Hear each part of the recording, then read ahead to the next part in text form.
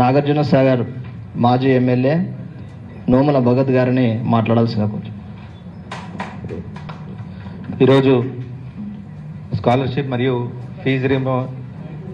Fee reimbursement round table సమావేశాన్ని నిర్వహించి అధ్యక్షత వహిస్తున్నటువంటి మన రాకేష్ రెడ్డి గారికి, అలాగే వేదిక మీద ఉన్నటువంటి పెద్దలు ఉమ్మడి నల్గొండ జిల్లా ఎమ్మెల్సీ కోటిరెడ్డి గారికి, అలాగే స్థానిక మాజీ శాసనసభ్యులు ఎమ్మెల్యే భూపాల్ రెడ్డి గారికి, వేదిక మీద ఉన్నటువంటి పెద్దలు మాజీ ఎమ్మెల్సీ నర్సిరెడ్డి గారికి, అలాగే వేదిక మీద ఉన్నటువంటి ఉద్యమకారులు, తెలంగాణ సాధన కోసం నిరంతరం పాటుపడినటువంటి వ్యక్తి చెరుకు సుధాకర్ గారికి, అలాగే వేదిక మీద ఉన్నటువంటి రఘు గారికి, అలాగే వేదిక మీద ఇక్కడికి వచ్చినటువంటి అన్ని సంఘాల నాయకులకు, ఉద్యమ నాయకులకు కావచ్చు, అలాగే విద్యార్థి సంఘ నాయకులు, అలాగే మన ప్రైవేట్ ఇన్స్టిట్యూషన్ల అందరికీ, సంఘానికి సంబంధించిన ఇక్కడికి వచ్చినటువంటి పెద్దలకు ప్రతి ఒక్కరికి కూడా పేరు పేరున నా హృదయపూర్వక నమస్కారాలు తెలియజేసుకుంటున్నా.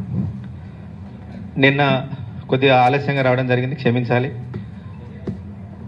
ముందుగా ఈ కార్యక్రమాన్ని ఈరోజు ఇక్కడ నిర్వహించి ఒక బీఆర్ఎస్ పార్టీ తరఫున మేము చెప్పదలుచుకుంది అంటే, మా బీఆర్ఎస్ పార్టీ పక్షాన నిరంతరం మీకోసం నిలబడడానికి మేము ముందలున్నాము.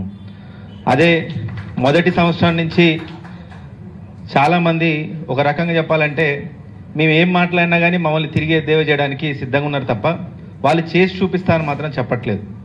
ఎస్, మేమున్నప్పుడు కూడా ఒక సంవత్సరం ఇవ్వలేదని చెప్పేసి మా మీద బురద జల్లే కార్యక్రమం. ఆలస్యం ఎక్కడ కాలేదు, ఇవ్వాలని ఆలోచన ఉంది కాబట్టి 2022 వరకు కూడా ఖచ్చితంగా పూర్తిగా ఇవ్వగలిగినాం.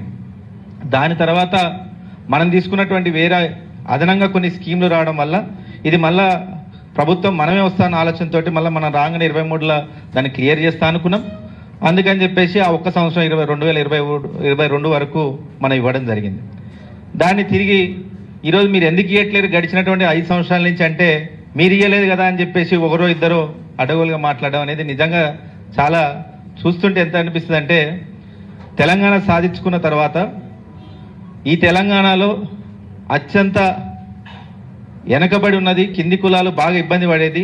ఒకటి విద్యలో అయితే, రెండోది నీళ్లు కావచ్చు, ఇంకోటి ఉద్యోగ అవకాశాలు కావచ్చు, అన్ని రకాలుగా తినడానికి అన్నం లేదని చెప్పితే కేసీఆర్ గారు తెలంగాణ సాధించిన తర్వాత నీళ్ళ మీద కావచ్చు, రైతుల విషయంలో కావచ్చు, విద్యార్థుల విషయంలో కావచ్చు 2014లో 293 గురుకుల పాఠశాలలు ఉంటే 1000కి పైచిలుకు గురుకుల పాఠశాలలు ఒక 10 సంవత్సరాల్లోనే కట్టగలిగాడు. ఒక 10 సంవత్సరాలు, అందులో ఒక సంవత్సరాల కాలం కరోనాకు పైన 1000కి పైగా గురుకుల కళాశాలను తీసుకురాడు. అంటే దాదాపుగా 700 పైచిలుకు గురుకుల పాఠశాలను కేసీఆర్ గారు కొత్తగా తీసుకురాగలిగాడు. అంటే ఎంత, దాదాపు 1,60,000 మంది విద్యార్థులు 2014లో చదువుతుంటే 6 లక్షల పైచిలుకు విద్యార్థులు ఇదే గురుకుల ద్వారా ఈరోజు తెలంగాణ సమాజానికి మంచి ఉన్నతమైన విద్య ద్వారా బయటికి వెళ్ళే విధంగా గురుకుల పాఠశాలను తీసుకురాగలిగాడు.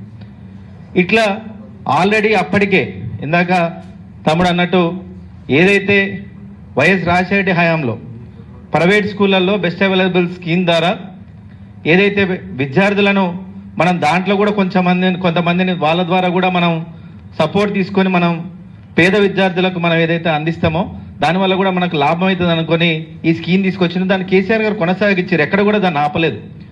తీసుకొచ్చిన నాయకుడు వేరే కదా, వేరే పార్టీకి సంబంధించిన వాడు కదా అని ఏ రోజు ఆలోచించలేదు. దీన్ని ఖచ్చితంగా ముందు తీసుకెళ్దాం, ఒక మంచి స్కీమ్ అన్న ఉద్దేశంతో దాన్ని ముందు తీసుకెళ్ళినాం. ఇందాక అన్నట్టు 5 సంవత్సరాలు కలిపి మొత్తంగా 11,000 కోట్లు అంటే దాదాపు సంవత్సరానికి ఒక 2,200 కోట్లు మాత్రమే. అంటే ఇంత తక్కువ నిధి ఏదైతుందో 2,200 కోట్లు అనేది ఖచ్చితంగా వీళ్ళకి చెల్లిస్తేనే ఈ గురుకుల పాఠశాలలు ఇప్పటికే సరిపోవట్లేవు కూడా. మేమున్నప్పుడు ఇదే 1000 గురుకుల పైచిలుకు గురుకుల పాఠశాలలో అక్కడ చాలక ఇబ్బందులు పడుతున్నా కానీ ఏదో ఒకటి చేసి ఇంకా అంటే దాదాపు ఒక 100 మంది రిక్రూట్ చేసుకునే కాడ ఇంకొక 10 మందిని కోషిష్ చేయండి సార్ మేము బతలాడుకునే స్థాయి.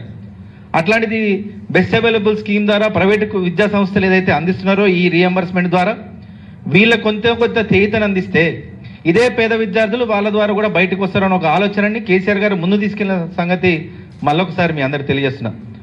బీఆర్ఎస్ పార్టీ మేము ప్రభుత్వంలో ఉన్నప్పుడు కావచ్చు, దిగిపోయిన తర్వాత కావచ్చు, నిరంతరం స్థానికంగా పేదల పక్షాన, పేద విద్యార్థుల పక్షాన, రైతుల పక్షాన నిరంతరం ఎక్కడ ఏ సమస్య వచ్చినా ముందులంటున్నాం.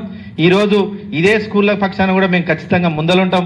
వేదిక మీద ఉన్న మేమందరం కూడా ఖచ్చితంగా మీకు హామీ ఇస్తున్నాం. మీరు ఎప్పుడు చెప్పినా అప్పుడు మీరు ఏది చేయమంటే అది చేసి ఈరోజు మీకు ఇదే 11,000 కోట్లు విడుదలయ్యేదాకా మా సపోర్ట్ ఖచ్చితంగా మీకు ఉంటుందని మళ్ళొకసారి హామీ ఇస్తూ సెలవు తీసుకుంటూ జై తెలంగాణ, జై కేసీఆర్.